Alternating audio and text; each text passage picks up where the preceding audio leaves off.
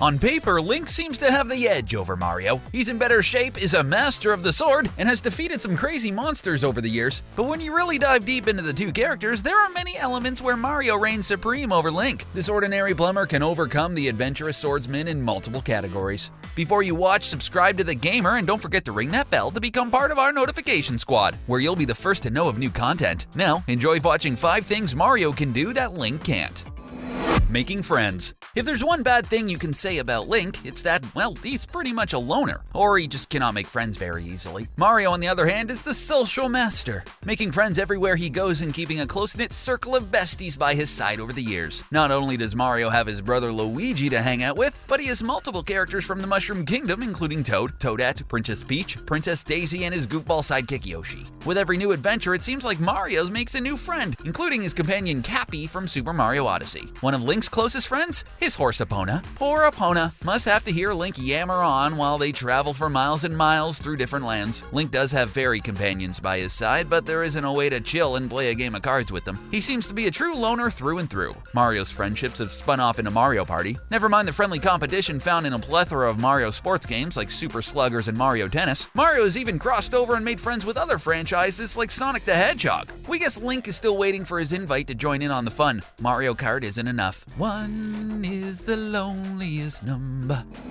Jumping skills. Mario is the master of the jump. He is fearless when it comes to standing on the edge of a building and finding ways to make it to the other side. Through the years, Mario's jumping skills have only seemed to improve. He starts right away with some crazy leaps in the original Super Mario Bros. And eventually transitioned to 3D jump skills with the release of Super Mario 64. Mario's jumping skills have come full circle in Super Mario Odyssey. In New Donk City, Mario can practically perform parkour tricks as he leaps off taxicabs, clings to the side of buildings, and jumps his way through major gaps. Things only get more impressive as Mario enters the gravity-free Moon Kingdom and performs some extremely high and long jumps. Link, on the other hand, will not go down as being a memorable jumper. Journey back to the original Legend of Zelda for the NES and the character couldn't jump at all. Years later, a jump function was added, but Link's jump pales in comparison to Mario's. The jumps are merely to evade enemy combat or get through small parts of levels. Mario's jumps are so strong and powerful, a single smash can destroy a Goomba or put a Koopa Troopa right back into his shell. If Mario entered the Olympic long jump competition, he would win, hands down.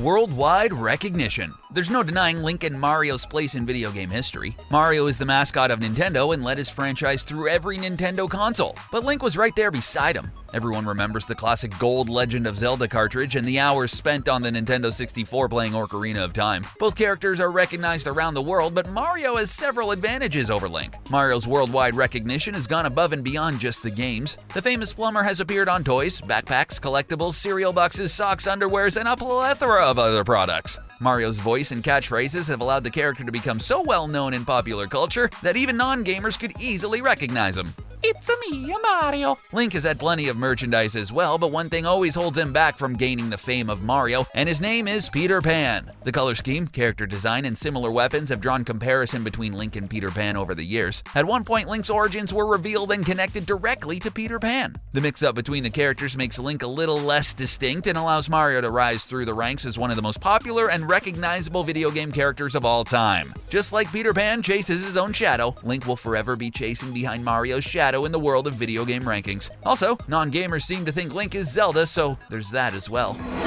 Power-ups. Link is handy with a sword and a shield. His combat skills are impressive to say the least. We've seen him slice and dice his way through countless of enemies in various Zelda games along with the Super Smash Bros. Series. Hi-ya! But at the end of the day, would you rather be battling with a sword or have the ability to throw fireballs? Mario's power-ups have made him an expert in combat over the years. At first, Mario solely had the ability to grow bigger and get some firepower, but those abilities have only multiplied over the years. Mario now has ice powers, the ability to fly and glide, the ability to turn into a ghost, and the ability to turn into a giant when he consumes the giant mushroom, among many others. Mario has learned how to harness these powers, use them effectively, and has taken down foes like Bowser for years thanks to their abilities. The closest thing Link has to Mario's power-ups is the Ocarina of Time. The small musical instrument is able to warp Link, summon characters, and change the weather, among other things. Well, he does get some interesting powers in Breath of the Wild, like being able to create bombs out of thin air, but that's not as cool as throwing fireballs. With dozens and dozens of power-ups available throughout the years, Mario has the clear advantage over the magical flute. Plus, would you rather play the flute or use the Lucky Bell power-up to transform into a cat like in Super Mario 3D Land? Meow. Claim his legacy. Mario's journey through the years has been an incredible one. By breaking down the timeline, you can follow Mario's journey as a baby in the Yoshi's Island series to his adventures as he rescues Princess Peach a countless number of times in the Super Mario Bros. Series. Even though his journey has lasted for over 30 years, Mario continues to perform, and we are happy to see the same Mario every single time. No performance issues for Mario. The same, though, could not be said for Link. Ooh, shots fired. The timeline and journey for Link is a little more confusing. For each new Zelda game you play, you may be controlling a very different Link than you remembered. Link is actually a shared name many different lead characters use throughout the series. Each version of Link possesses something known as the spirit of the hero, and they are chosen to protect the lands. Almost all of them look identical, but they are each different incarnations of the same character. One of the easiest ways to tell the characters apart is by the nicknames given to them. For example, in The Wind Waker, the Link featured in the game is known as the Hero of the Winds. This means there isn't a single Link to connect and take credit for the whole franchise. While Mario puts everything on his shoulders, Link is more of an abstract idea with no clear hero to take the mantle.